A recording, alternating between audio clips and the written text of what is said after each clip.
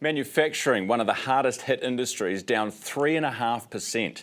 Chris Barrett is director at Steelworks Group in Auckland and joins me now at the desk. Good morning, Chris. Good morning. Good to see you. Thank you. Can you just give us an idea? We saw that number on manufacturing.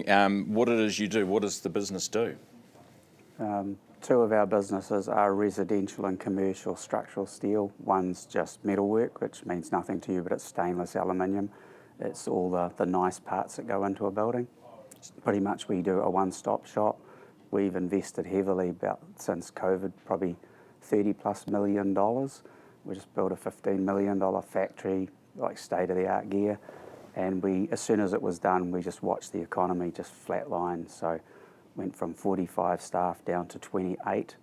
Luckily, in the last few weeks, we've picked up a lot of work. I think I've hired 8 or 9 people in the last 2 weeks. But everybody I talk to when I ring for reference checks, every single manager or owner of the business I'm talking to are in critical freefall. Absolutely no business, no opportunities. Everyone can see some grass shoots, but in our business, by the time you quote, then draw, then manufacture and install before you get paid, you're talking 4, maybe 5 months. So even if we see shoots now, nothing's going to happen till next year. Do you think there'll be some who won't be able to hold on? Some of the people that I talk to are already deciding whether they walk away because of their age, whether they re-image themselves, whether they go to the bank and try and get some more funds. Most of us are already using our own funds. I mean, as I've said, we borrowed a lot of money from BNZ. They've been brilliant to us. Can't speak highly enough of them.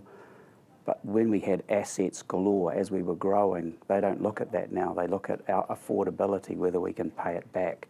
And having assets that we've got to pay for, no income to pay for them, then obviously we don't have affordability. So everything goes to shit in the blanket, basically. It's gone downhill.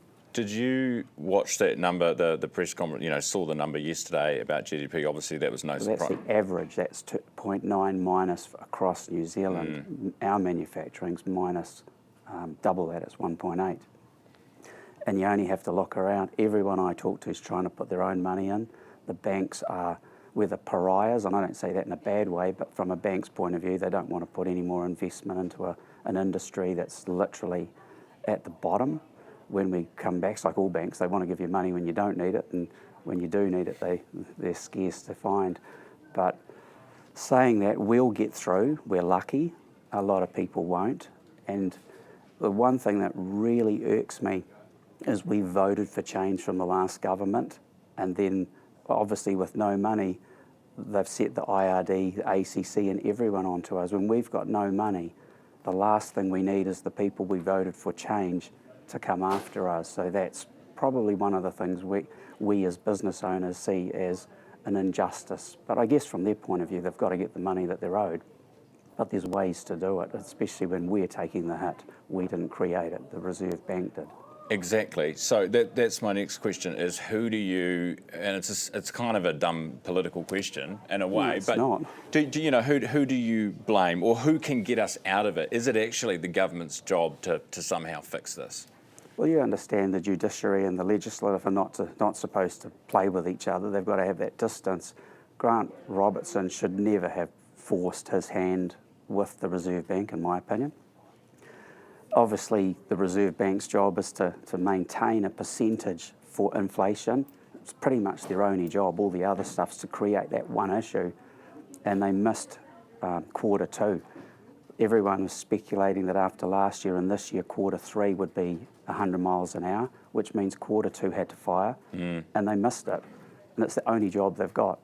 So, we're sitting here having to fund our way through their mistakes, and it's a bitter pill for us watching when we've invested heavily for the future for our staff. Our 3 companies are immigration accredited. We've got to keep the staff on for 30 hours a week or let them go. The whole point of bringing them to the country was to grow our group, and now we can't do that. And we've lost some really good people because we just couldn't get out of a system. We're like observers watching the demise of the country, and it's been a very hard thing to have to swallow. How's everyone doing emotionally? Other business owners? I know how I felt, and I've said to my bank, I can understand how people get suicidal when you've got that much debt, trying to keep your staff, trying to work through issues that are thrown at you from day to day. We've got IRD, we're up to date with everything, but you see council, we've got lots of properties as well. So there's no respite for us. If the market's down 50 or 70% in our industry and rates go up when the value goes down, and every single government department comes after us and there's no respite for us, it's like no sales and exceedingly high expenses. You know what that does. IRD's 37% of all liquidations in New Zealand at the moment. So where's the good news?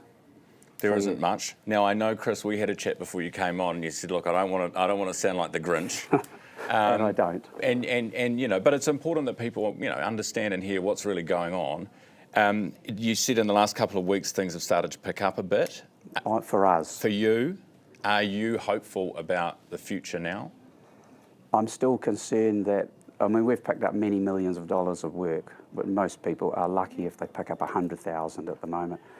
We see it as a bubble at the moment that may expire at the early new year. December's not going to be a great month, it never is. January, most of the builders are away, so those are the two worst months in construction anyway. We have a lot of work until then.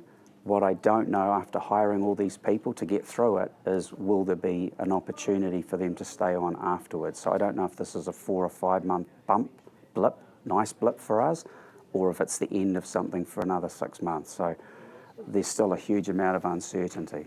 Chris, really appreciate you coming on this morning to explain that to us, mate. Thank you. Thank you. Chris Barrett, Director at Steelworks Group. So manufacturing down 3.5% and construction down 1.8% in those latest numbers. Time now 7:15. Listening in.